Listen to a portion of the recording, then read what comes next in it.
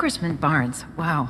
You know, I never really thought you'd have a promising political career, but less than half a term. Yikes. Julia, you got my first question because I was reading in our press notes that you've known about Thunderbolts for quite a while, so it was making me wonder, what is the biggest difference between how you pictured Valentina's role when you first learned about it and who she became when you made the film? Well, never in a million years would I have thought that Thunderbolts, which I knew we were headed towards, was going to have this depth of storytelling. So, and that applies to Valentina as well. You really get to understand from whence she came. And so that was the biggest surprise to me, a very happy surprise. I should have said this at the beginning. We'll talk spoilers. This is going to come out after. I'm coming back to that particular scene in a second. But Geraldine, I'll give you a very similar question, but kind of as it pertains to your work together as scene partners, because I love the idea of a character growing via the person that she's spending the most time with. So what is the biggest difference between how you pictured Mel and who she became when you started working on set on that dynamic with Julia?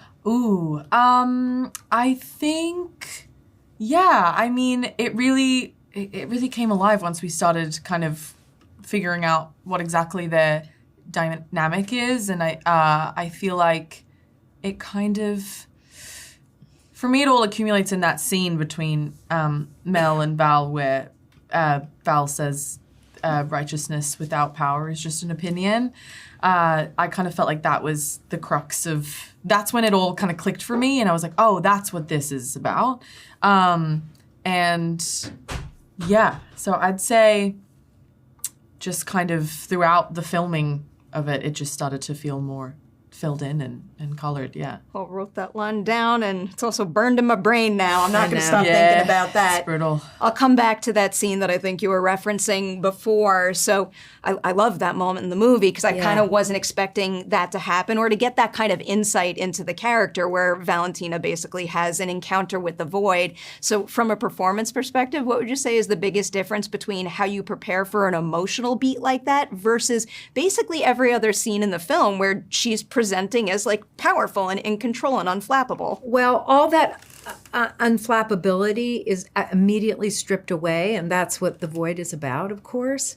And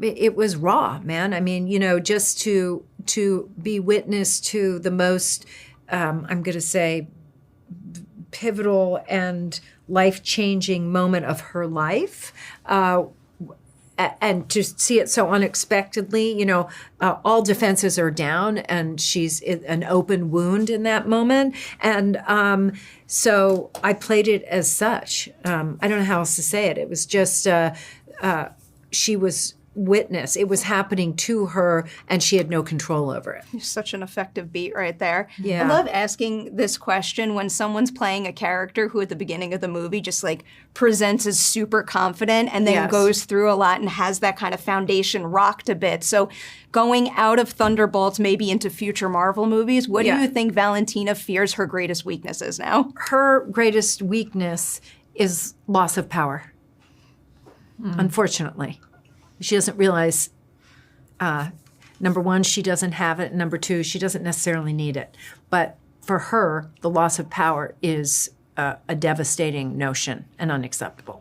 She's in trouble in that respect. Exactly. I wanted to end our conversation with a question for both of you that is overly sentimental, but I have to ask it because one of my absolute favorite things about Thunderbolts is how it reminded me of the power of a really good hug. So can you each tell me the last hug you received that made you feel supported and like you can tackle all of life's challenges? Aww. Oh, whoa, Jack.